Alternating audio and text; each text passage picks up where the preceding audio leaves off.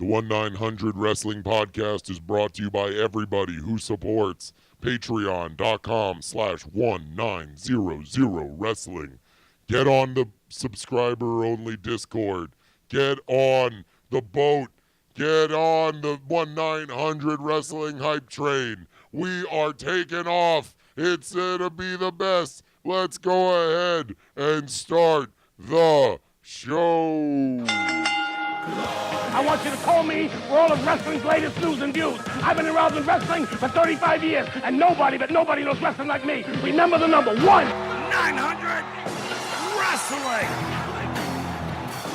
Stupid idiots. They call me. Oh, ladies and gentlemen, welcome to 1-900 Wrestling. My name is Justin Robert Young. Joining me to answer all of the internet's burning wrestling questions is the man from Austin, Texas, Willie Dills Gregory. Hello, Justin. What's up, man? I'm tired. Yesterday was my dog's first birthday, and we had quite the celebration. I'm just gonna say this: we have done, I feel like, for a wrestling podcast, we have been very ambitious. You know, yeah? we started this Thanksgiving of last year. Uh-huh. We have since done 2 remote, on-the-scene audio documentaries for the Royal Rumble and WrestleMania. Some of the biggest events going. The biggest events. We were there on scene. We witnessed the 2 greatest Hardy Boys matches back-to-back on WrestleMania weekend. We brought you all there. We've built an amazing community in a very short amount of time. It's easy to forget how much in the infancy this podcast is, but I'm going to let everybody know that if you've expected that level of dedication and excellence that we have tried to provide for you week in and week out, you might want to lower your expectations because both Willie and I are in very busy, a lot's happening. Both of our teams are in the playoffs. Both of our teams are doing things on Mondays and Tuesdays that take us away from primarily watching wrestling. You've got dogs' birthdays. I'm filming Kickstarter videos. Lots going on this week in particular. It's true, but last night I came back from a very long day of being out in the sun, day drinking, then transitioning into night drinking, transitioning into even later in the night drinking. And I came back and I watched the thing that I think everybody is buzzing about right now. I watched the Okada Omega match. Well, I'll tell you what, we don't need to. I did do it. Yeah, we that dedicated. We don't need to wait. Let's go ahead and get right into that. Our sounder of the week is indeed from that match.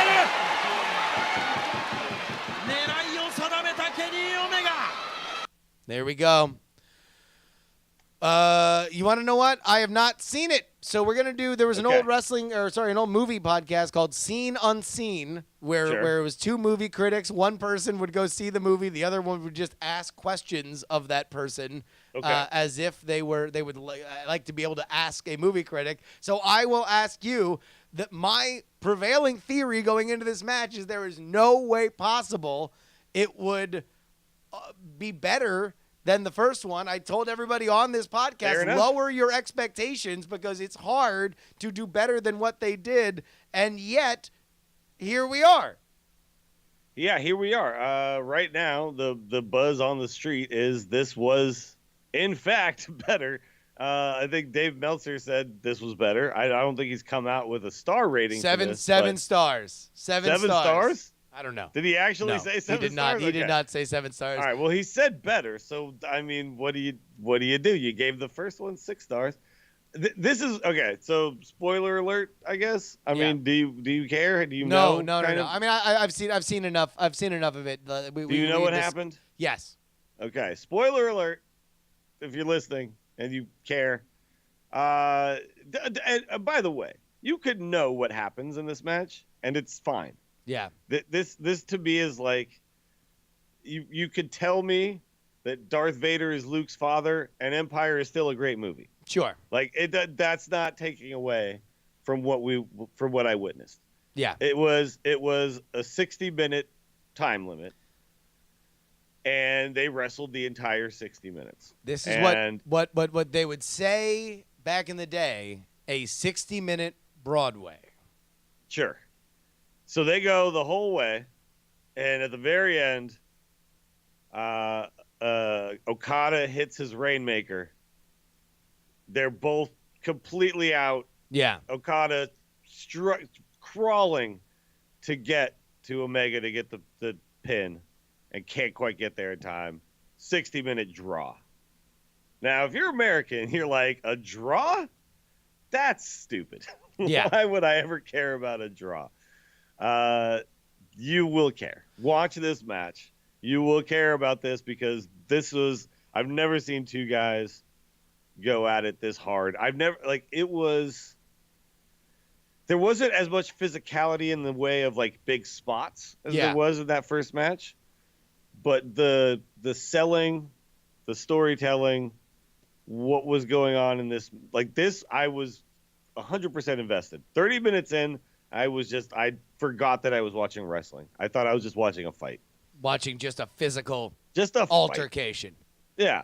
And I just believed everything that was going on. I marked out, bro. So obviously it's there's still real to me now tonight after what I watched last night. One of the things that we had speculated was whether or not there would be maybe a little more chicanery that since this is not Wrestle Kingdom, this is not their big United States show where they really want to do something special, that obviously either the title was going to go on Kenny so he can tell the story leading up to Wrestle Kingdom, or there'd be some kind of screwy interference. It doesn't seem like there was any of that. No, there was. I mean, the Bucks were out there. That part was still a thing. They were still selling that. The elite, the Bullet Club. But yeah, no. I think this was like a masterclass in okay, how do you make a title feel great, feel important, without passing it back and forth? Two guys going hard at each other. Kenny Omega should win it at some point, but they're going to keep it off of him for a little while. But he is tried. This is now set up for, you have to have the third one, right? You can't not have the third one. They wrestled to a 60-minute draw. You can't separate these two guys, right? And they were still teasing hitting the one-winged angel, so that move is still protected. It was just they didn't do anything wrong. This is crazy. Yeah. How can they get it so right? And then yet you can watch other wrestling and they somehow get it wrong. This is possible, you guys. And I think this is what Omega has kind of been telling everybody for a while is, I just want to show everybody what can be done with this art form, right? And he's doing it, dude. And these are big time matches from big time performers. But let me ask you this.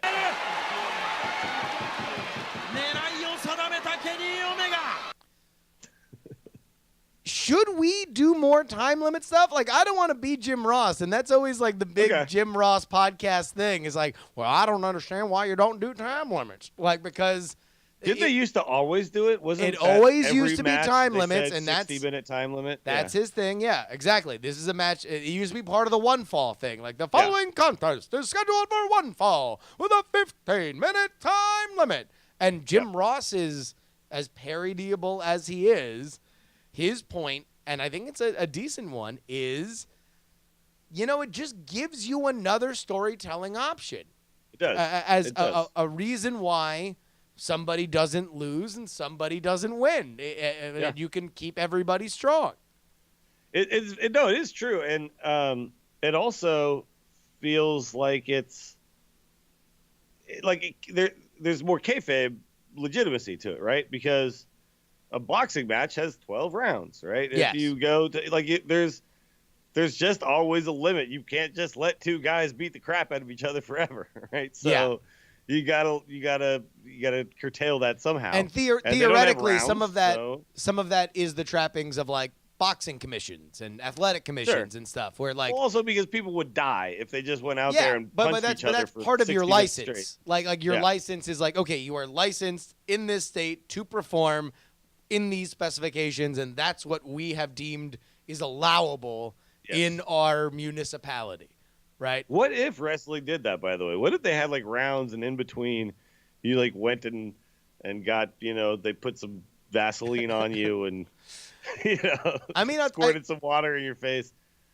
It would kind really of, make sense. But. I'm kind of shocked that there is not at least some independent promotion that does something like that. Like, it doesn't necessarily need to be corner people, but just some kind of gimmick match where there is a break in the action or things. I mean, I guess there are different matches where things happen on timed intervals, right? But it's usually a heightening of the stakes. Yeah. It is interesting because it is one thing where if you take someone who their biggest complaint about wrestling is it's fake. Yeah. And then you show them wrestling and they're like, well, yeah, come on. There's not even rounds. Like, what the hell is this? It is kind of interesting that it's like the one type of match that's like that. And even in, Greco-Roman wrestling, like there's breaks in the action, right? The ref says, okay, stop, reset. But there's none of that in professional wrestling. And that is actually, to me, one of the things that's so damn impressive about what these guys do. Rest holds aside, they're basically just going at it. Like they don't stop and take a break and rest. Yeah. They pretend to lie there on the ground for a little bit sometimes, but And during that time, they're actually pretty hurt. It's a necessity to be at that level of peak athleticism. Which, by the way, last night there was plenty of times where both men were laying on. Like there was a couple. For people who don't know, the Japanese wrestling has a few different rules. One of them is there's a 20-second count when you're outside. However, the 20-second count works quite differently. Whereas in American wrestling, in the WWE, we're used to the 1, 2, like that's 2 seconds. Japanese wrestling, it's 1, 2, 3. Like it's 20 seconds. But it slows down on the back half. Yeah. On the back half, it's always the announcer is always just getting so excited. It's just obviously it's in Japanese, but it's like 7, 8.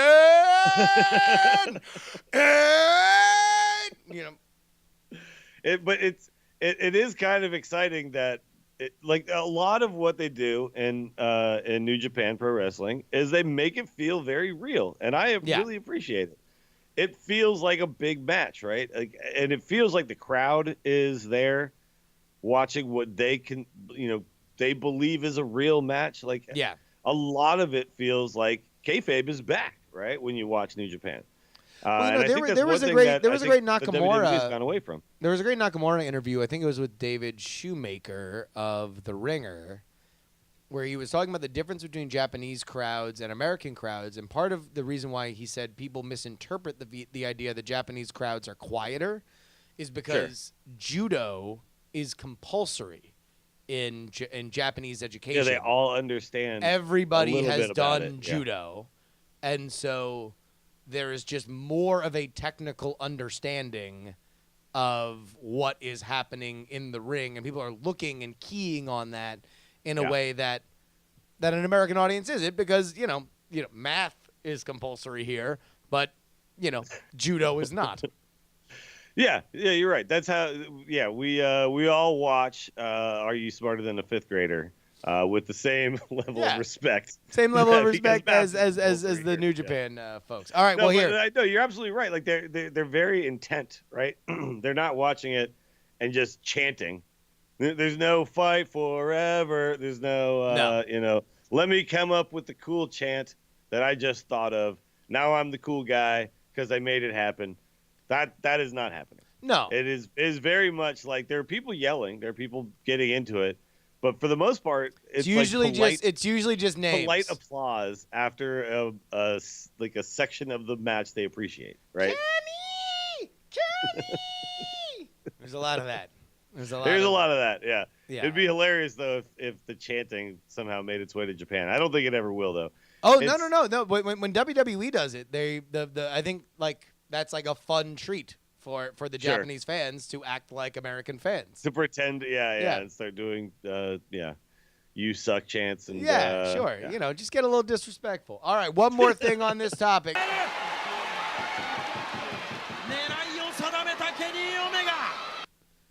Was this better than Wrestle Kingdom? Yes. Why? Yes. Why? Defend. Man, it's really hard to say. I guess the reason why I'll because say you just said yes, it really is. easily. Can't be that hard to say. You just came right out and hot take to No, yes. it's hard to say exactly why, because it's one of those. It's like intangible. I don't know. Like the first one was a little bit more of a spot fest, and this was a little bit more of just a fight. Like it just, I don't know, man.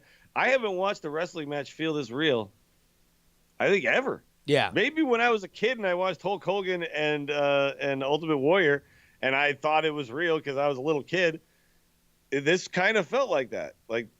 And I rewatched that match, and that match sucked. Yeah. This was I watched as a 37-year-old human being that understands things, and it was amazing. Like I don't think wrestling is supposed to come off that real, and yet everything looked like it was connecting.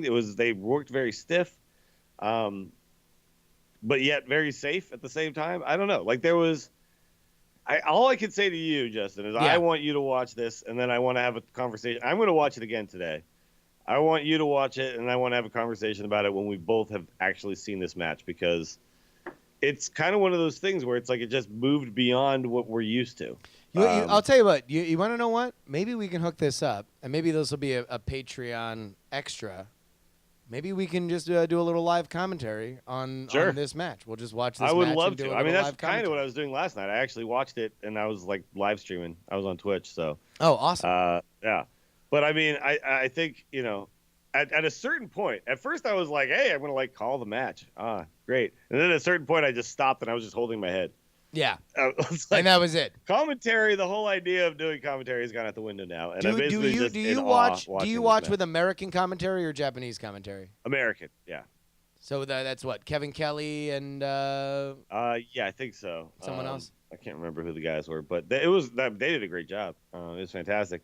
And I was happy to have the American commentary, by the way, because as I love the Japanese commentary, but I don't speak Japanese, so. Yeah. Well, I'll tell you what. We will probably have more on this, but you say I think better. next week let's revisit this match next week, because we this will, match we is will worth revisit 2 this weeks match. of We'll cover. All right. Then let's move on. Oh wait, hold on.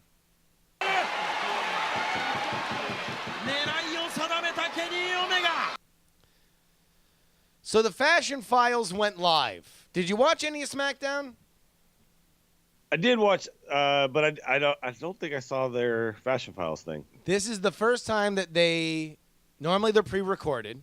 Yeah, they're all like vignettes essentially. Yeah. They're sticking with the film noir theme, which for I the love. Fashion Files. That's great. It's so good. It's perfect. The little monologue preamble that they had was Tyler Breeze saying, there's only 2 lines of work where you ask somebody to turn their head to the right and to the left. Either you're on the runway or you're in a mugshot. These are the like I do both. These are the Fashion Files. It's so good for their characters too. This whole thing, they are getting over, man. It is happening. Just because they're both so funny, and Fandango specifically is just like you almost wonder whether or not he's gonna just go to Hollywood, because he is so spot on. His timing is so good. And it was Do you remember when he was like a creepy guy? Do you remember that character that they had for him? So I've seen clips. Johnny Curtis, I believe, Johnny was his Curtis, name yeah. in NXT, and he drank milk and slept in his van, and he was just a total creepster. And then he would just creep on all the chicks, like all the female wrestlers. And then then you saw him briefly on Total Divas, and you were like, oh, that's actually him. That was just the character they just gave him. Because then he was hitting on a Summer Rae or some, I don't remember who it was, but I remember one of the early episodes. I was like, oh, that's actually okay. He's actually just kind of a horn dog. That's just how he is, yeah. So I believe that was on NXT, pre-NXT being NXT, when NXT was the reality competition show and not its own fed, as it were. Which, by the way, go back and watch some of those seasons of NXT again, because they're not bad, and there's a lot of wrestlers that came from it. Like I the Miz will came from NXT. I will like, agree with the essentially. second half. I don't know if You I don't will. think you think it was bad? I thought it was great. There was bad seasons, but I really enjoyed that. I will admit that I have not seen a lot, but I Okay. remember it took me a little bit to get into NXT once it took over for Florida Championship Wrestling. I mean, I will say that current NXT is better. But Well, no. I mean, but that's not even a I question. love That's not going even a back and question. watching like Johnny Mundo be like the milky white kid from middle America who can flip real good but can't talk at all and has no personality, and watching like Ryback be the guy that Al Snow makes fun of because he eats too much. And like, I don't know, man. I loved all of it. I thought it was great. Yeah, I did not see enough. So that maybe that's something else that we need to watch together. But I will say that the little bit that I did see turned me off so much that it took me a while to watch NXT when it became NXT. Okay. That I was just like, Fair enough. Everyone's like, oh my God, NXT is so good. And I'm like, really? Yeah, you're like, wait, I remember NXT. There was a lot of like dumb reality show bits to it as well. By the way, how old do you think Fandango is? You probably know, right? Do I know how old Fandango is? I'm going to say, I love that this is our favorite game, by the way. Just guess how old these wrestlers are. Yeah, I know. And that we're now gender balanced since we were guessing Alicia Fox's age last week. I will say that Fandango is 31. He is 35 years old. Oh, damn. He's getting up there. Yeah. Tyler Breeze, 29. So Tyler Breeze is not no spring chicken. Still hasn't quite no, but had these are your 30s are your prime. Yeah, the back half of your 30s are your prime earning age, right? Because you've theoretically built your career up to that point, and now it's time to really start making money. Now it's time. Yeah, now it's time to cash in, right? But Fandango's still trying to get to the cash in point, I think. Which I'm surprised that he is so good. Like, not only is he just good at this shtick, right? The Fashion Files. Yeah. But when he first came up, like, it was just they gave him the gimmick, and this is the thing that concerns me about, if some of our other favorites from the Indies, if Dalton Castle in particular. Okay, Dalton Watch. Everybody, we're on Dalton Watch right now. It's Dalton time. By the way, he actually re-upped with ROH. So. He did. Yeah, but if he were to come to WWE, this is the thing that concerns me: is these types of gimmicks oftentimes start with a bang and go out with a whimper, right? Like, everybody's fandangoing Maggle. That's like how it started, right? And it was like the #1 song on the UK pop charts or something. Yep. Where everyone was downloading da da da da da da da da da. Like, everyone was super into it. And now and he had the sweet leg drop off the top rope, and he had all this heat. And now all of a sudden he was just like mid-card hell, low-card hell, no-card hell, right? Forever. And he had to work his way back. And this is like, and Tyler Breeze, same thing. Like, he was in NXT, the top heel for a while, right? Yeah. He comes to the main roster and they can't figure out where to put him. Adam Rose, thank you, Jeremy Lundy, in the chat. Yep. Yes. These types of gimmicks are tough on the main roster.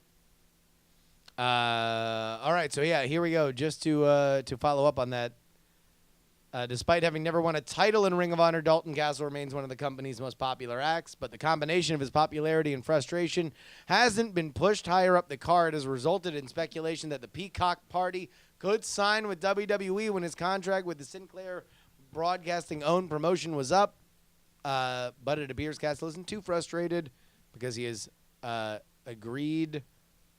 Yada, yada, yada. According to PW Insider, Jesus, cage side seats. Bury the fucking lead. I know. They really go deep before they actually tell you what the hell is going on. Oh, my God. Castle has already agreed to a new deal. He's re-upped, I think, for at least another year. So that means that this was probably signed before, yeah, sure. He's doing him and the boys versus Bully Ray and man, who's Bully Ray teaming up with? The Briscoes. The Briscoes, yeah. For the 6-man tag, which I think is great. I love that there's a freaking title for 6-man tags. Oh, totally. So good. All right. I mean, he's still doing stuff there. It's fine. I don't know. I'm happy to see him stick around, and hopefully this means a title run is coming. Let's move on to our Raw recap minute.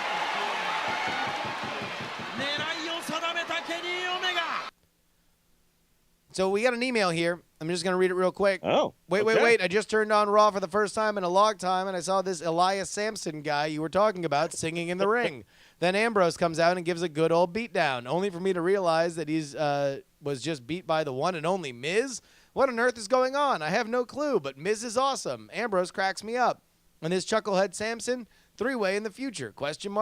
I apologize if this has happened or suggested, but what if at SummerSlam, Rock and Sampson have a sing-off? Hell, maybe Jericho. He's around, right? Well, I'm curious. Maybe I'll stick around for a while. I have to admit, I'm mostly watching WWE because you guys and your great podcast. Keep it up. Oh, and I forgot. That's right. Angle's back too. Cue the music. You suck. You suck. You suck. That's still a thing, right? Angle's one of my all-time faves. So thank you so much for emailing in. Let's recap Raw really quickly. Samoa Joe. There's only one thing to talk about on Raw. What's that? Samoa Joe. Samoa Joe choking out the advocate for the Beast, Paul Heyman, was my favorite segment on Raw for a long time. That was amazing. I mean, the fact that nobody in the arena could hear. Yeah. That super like I'm gonna choke you out, and as here's you how feel it's gonna the life, feel. yeah. Oh my God! It was like a serial killer, like telling you I'm gonna stab you slowly and then take your skin off or whatever. Like it was so creepy, and disturbing, and amazing. Like it was. I can't remember the last time they've done that. I mean I know sometimes you get off the mic stuff here and there, but that was clearly mics were put down, and everyone in the arena was probably thinking, what the hell is about to happen? I know it's not going to be good for Paul Heyman, but we all got what felt like an intimate view into the psychotic nature of Samoa Joe. And this really builds him up. One day, they build him up. They build him up as an absolute murderer and a killer, and he faces Brock Lesnar in the center of the ring, at least for some kind of stare down, probably tonight. Hey, by the way, thank you to Kevin who wrote that email. But the question that we got from our Discord was, is Finn Balor being cast aside? Like, he looked really good in the 5-way, but he gets choked out, and then he doesn't appear on Raw. Like, where's a lot of people didn't appear where's on Raw, Finn? A lot of people didn't, though. It was kind of weird. The Hardys weren't there. There was a lack of guys who seemed to matter in the pay-per-view that had just happened the night before. Yeah. On the very next night of Raw. So I don't think there's any reason to be concerned that Finn Balor wasn't there. I think he's still very much a part of the picture. But I think if they really just needed to concentrate, because the beauty of it is Samoa Joe wins a 5-way match and then now has a match with Brock Lesnar. You didn't necessarily care outside of the fact that he was the number one contender. Now all of a sudden they have legit beef. He just choked out Paul Heyman, right? Yeah. And then you saw later in the show Paul Heyman calling Brock saying you got to show up next week. So tonight's Raw, we should see Brock Lesnar and Samoa Joe actually face off. But I love that they could do one segment like that and suddenly we have a legit feud. And by the way, their pay-per-view is 5 weeks away or whatever, 4 weeks away at this point. There's a long time to go. They got a while before Great Balls of Fire. Old Great Balls of Fire. Yeah, before Old Great Balls of Fire comes out. By the way, did you see they had to change that logo? The What Culture videos, by the way? No, I've not seen the What Culture videos. Oh my God. Okay. All right. Well, just take a look at the Great Balls of Fire poster real quick. Oh no, I'm aware. It's a big old dick and balls. And they had to change the logo because they realized that there's just a big old dick and balls flopping around. It was so blatant. I've never seen a more blatant dick and balls in my life, outside of my own dick and balls. Sure, of course. Which is very blatant. Yeah. Well, with that.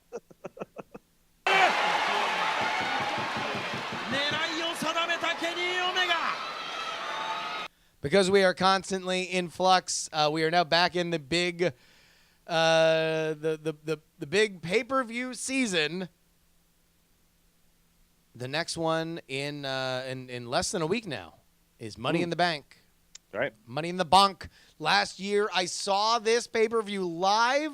I ask you, is Money in the Bank the greatest gimmick pay-per-view of all time? Wow, what a question. It might be. It feels like it's the most important pay-per-view, right? Because Royal Rumble would probably be the Royal Rumble, the granddaddy of them all, right? Yeah, because you go to WrestleMania. But like SummerSlam and WrestleMania feel like the endings to things, yes. Right? These feel like they set you up for success, right? That's why I would say, for whatever reason, Money in the Bank is really the actual beginning of the new wrestling year. I'm with you. I'm with you 100%. Because even it's been talked about forever that you're virtually guaranteed to get a world title out of this. But also, it's like it tends to be when everybody's back. Everybody who took vacations and took time off right after WrestleMania. Like if they're regulars, they start filtering back by now. Sure. And hell, look at the name of the last two pay-per-views, Backlash and Payback. Like they are referencing that like old feuds are still getting settled from WrestleMania. Money in the Bank is the first time where this is all about next WrestleMania. This is all about what happens before. No, 100%. And also, you generally get like every big name who's not champion into these matches, and they're fantastic. They're always fantastic because the thing too is all of the guys that are in the match, you basically have to at that point look at as legitimate contenders to be world champions at some point, right? So it's another great way too to start to build people and say this is like a top of the card kind of guy. Yeah. Right? Like this guy you might have thought of as a mid-carder. I would say like a guy like Baron Corbin, right? Yeah. Like Baron Corbin, you suddenly put him in that match and you're like, oh yeah, he should at some point win a world title, huh? And I think that's fantastic too. And the other thing too is who doesn't like a damn ladder match, right? So ladder matches are great. Yeah. Except for Let's the fact all climb a damn ladder over and over and smash each other through ladders and, let's just do that. I mean, like the spots are always insane. And also, we had a women's one, by the way, which is... that's going to be fantastic. All I'll say is that it's going to have a lot to overcome if it wants to be better than last year's, where you had a John Cena, AJ Styles match, and then a Money in the Bank match that the night ended with the cash-in of Dean Ambrose cashing in on Seth Rollins, who beat Roman Reigns.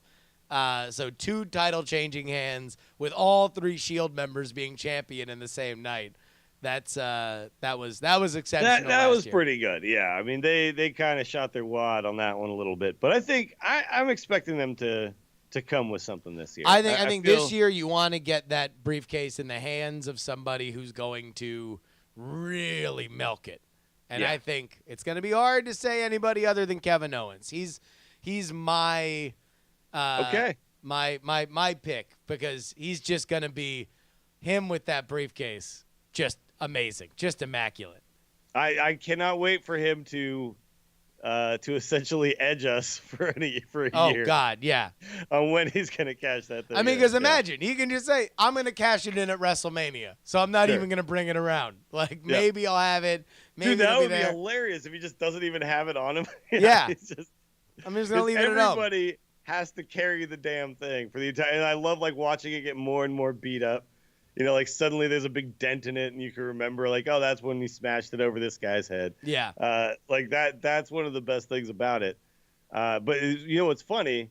They're all going for that briefcase to cash in on Jinder Mahal.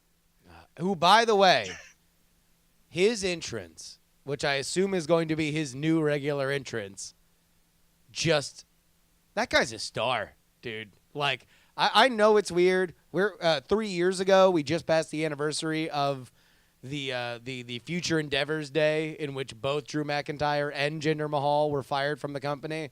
Now Drew McIntyre is probably going to be, if not going for the title, he'll in be the title. NXT champion, right? He takes down. Looks like he's being groomed for it. Jinder Mahal's already the champion.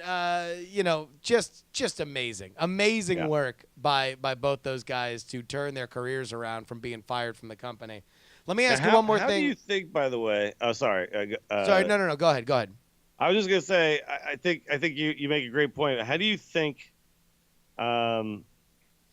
Speaking of guys who are like now in the company, how do you think Shinsuke goes into a ladder match? Have we seen Shinsuke in a ladder match in Japan? No, New Japan just did their first ladder match like last year. I feel like his style doesn't necessarily translate to a ladder match, and it's like you have to put him in it, right? Yeah, because he's a new big name. But you want to know what? What does he do in a ladder match? He's gonna fake climb the ladder. He's gonna do the ladder so hard to climb bit. Okay. The ladder's very hard to climb. Yeah. But I mean, it's just King of Strong style. He's not a high flyer necessarily, right? So but then again, you always want in ladder matches again to go back to Jim Ross. Well, you want your jumpers and you want your catchers. So okay, you want. So he's a catcher. So he would be more of the catcher. So all right. And also it's like, listen, you're gonna get, I think, a very brutal version of Shinsuke Nakamura, and that's gonna get him over. All right, because he hasn't really acclimated well to the main roster yet. I think. Sure. Not that he's been like terrible, but he's been. He hasn't had like a great match yet. And when he came to NXT, and it was Shinsuke Sami Zayn, that was very memorable, right? Like we all like immediately were like, okay, I'm on board with this guy. Yeah. And that hasn't really happened on the main roster. So I'm hoping that what you're saying is right, that we get him doing something insane in this ladder match. Because I'm just it's weird. I'm looking at all these names, I'm like, yeah. Even Baron Corbin, I'm like, all right. Baron Corbin, smashing people with a ladder. He'll maybe do like the spinning ladder bit. He's just a big guy. He's, whatever. Dolph Ziggler, yeah, I've seen him flop around on ladders all the time. Dolph Ziggler, here's the only thing I hate about Dolph Ziggler in a ladder match, is that he's so athletic and he's so fast that when he turns on the, like, I'm running up the ladder really fast thing, it's like, well, then obviously you're faking it all the other times. Like, there's no way. Clearly, you can climb a ladder really quickly. You are moving at an unnatural rate of speed because you are insanely athletic. Never seen a man climb a ladder this quick. I know. Right, come on, put some weight in your boots, son. Get up that ladder a little slower. Here's the thing you got to know about Dolph Ziggler, though. Yeah. Punch him a couple times in the face, he starts flopping around like a fish. You can't climb any ladders at that point. No, you can't. All right, one more thing about SmackDown. Lana re-debuts as a competitor, and now as a wrestler. And now she is going to face Naomi for the women's title at Money in the Bank. How do you like the ravishing, not Russian, Lana? Yeah, wait, is she not Russian all of a sudden? No. Now she's just the She's just the ravishing Lana. Okay, but she's still playing a Russian. Yeah, right? she's not. Yeah, okay. I'm gonna be totally honest with you, Willie. I saw her interfere. I did not see her backstage segment, so I don't know if she still has the Russian accent. It would be pretty hilarious if they just were like, yeah, remember Kofi? We just got rid of the accent and it was fine. Yeah. Like, they're just like, yeah, Lana, whatever. No more accent. Well, and at a certain point, you probably should, because also, like, she's a legitimate actress with famous actress friends. She's like been in the Pitch Perfect movies, right? Yeah, and she's actually decent. I mean, she played a very convincing Russian for quite a while. To be honest, I thought her accent was pretty spot on. Okay, so she still has the Russian accent. Okay, she still has the Russian accent. Okay, so I think it's weird that she suddenly decides she's a wrestler and she gets a title shot. But it kind of makes a little bit of sense in the fact that I don't think she's supposed to win. So sure, I think she's like, let's just have a women's match for a while. Like, who are we going to put you up against that's not actually going to take the title from Naomi? Naomi's going to keep the title, right? I would think so. But at the same time, man, look at how that women's division on SmackDown is run compared to Raw. Like, Raw is so myopic, where there is maybe 4 women, involved in anything, and SmackDown's got what 6 women that are over with the crowd. It's a bit of a cluster F over there with the talent, but you know, that's the thing. I think it's They good. just throw I think all it's the like other women into the Money in the Bank match, and you're just looking at that and you're like, yeah, I could see all of these women being the champion, right? So, well, I'll tell you what.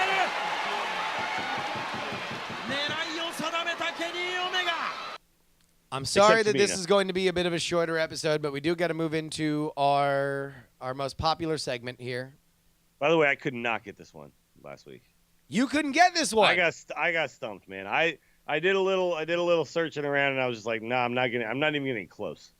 Well, you know, you can find out. Come bello. Oh, jeez. What the hell Really? is that?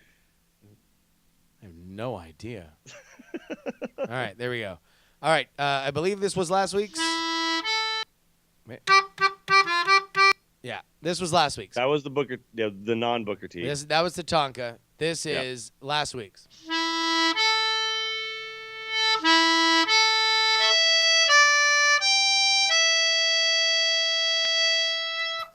All right, now what if I told you that when that melodica theme, Trey Warren's famous melodica theme, is playing, you saw me with a white towel around my neck, I spit out my gum and I slapped it right into the crowd. Any Mr. closer? Perfect? Yeah, and then I took a half court shot and it went in, and then I smashed it over the right field fence. Like Yeah. there we go, Mr. Perfect, Kurt Hennig. Wow. Okay. Now, here, how one did more. I not even get close? I don't. Man, I was down a rabbit hole on YouTube trying to figure that one out. But One more time. No, now that makes total sense.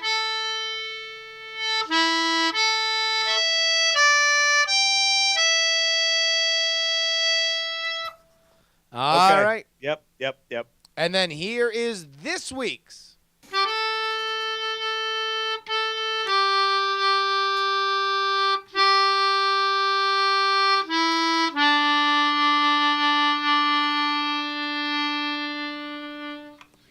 Wow, really going to the limits of what his lungs can do. I here know. on this week's Gee, a one. little vibrato here. Hold on. Yeah. Let's go ahead. This is this week's Trey Warren's Melodica Challenge.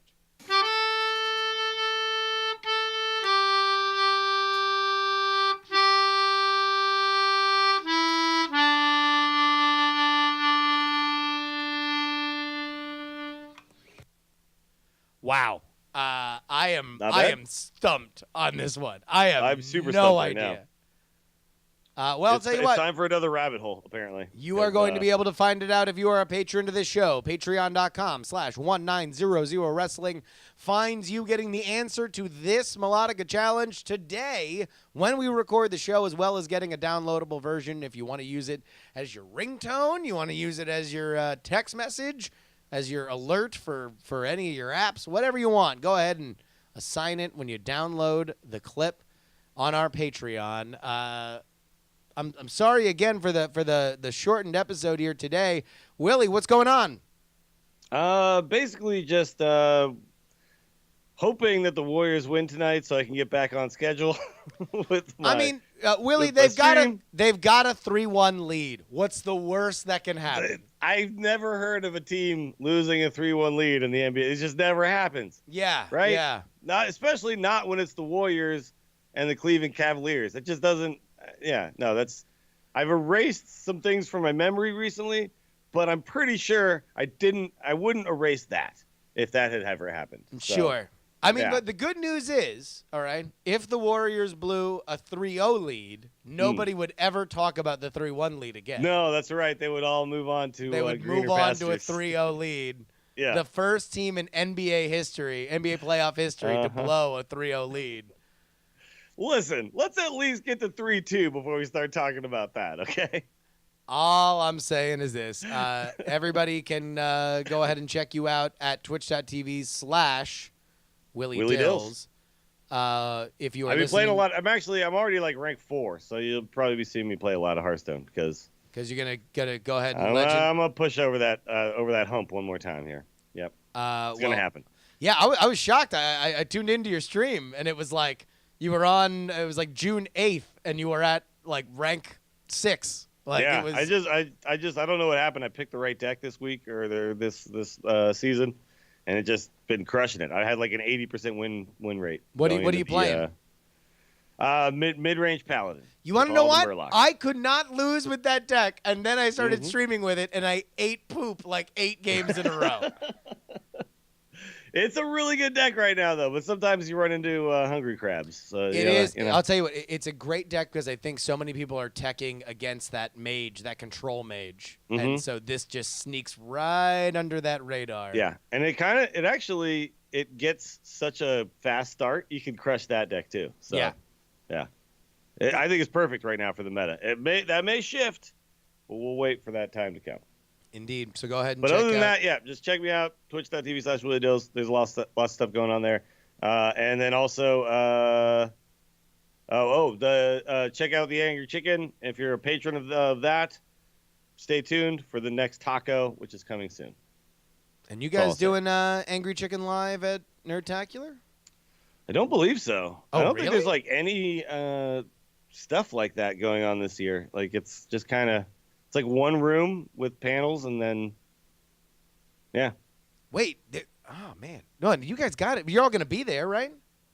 Yeah, I mean that's the plan, but it's like I was talking to them about it, and we don't have anything. Well, no, but there's also a lot of breakout stuff. We're doing something unofficial, and I'm gonna help you guys organize it just because I selfishly want to be on the show again. All right, fair enough. All right, we still got to talk about the new commercials, so we do. We got to do Mulligan's talk. There's a third episode by the way. Fourth. 4 episodes. There's 4 now? 4 Dude, episodes. You're more up on it than I am. Okay. If you don't like it, you'll learn to love it. 4 episodes. You can go ahead and check me out, twitter.com/JustinRYoung, and go ahead and check me out on Twitch, twitch.tv/JustinRYoung. The only thing you guys are going to hear me talk about from about next week through the next 7 weeks is going to be the Kickstarter. Go on to Kickstarter.com, search for The Contender, and follow the account that launched our last Kickstarter. That's where we're going to launch this one. We just shot the video this Saturday, which is part of the reason why I am so late and ill-informed on everything. But you guys will very much enjoy it, so go ahead and check that out. But until next week. I want you to call me for all of wrestling's latest news. My name is Justin Robert Young. That's Willie Dills Gregory. We answer all your questions and more on 1-900 Wrestling. Stupid idiots. They call me Hot Rock. If you smell what the Rock is cooking. And his name is John Cena. Well, look at this, prima donna. Thank God Donald Trump's a maniac. Diamond Club hopes you have enjoyed this program.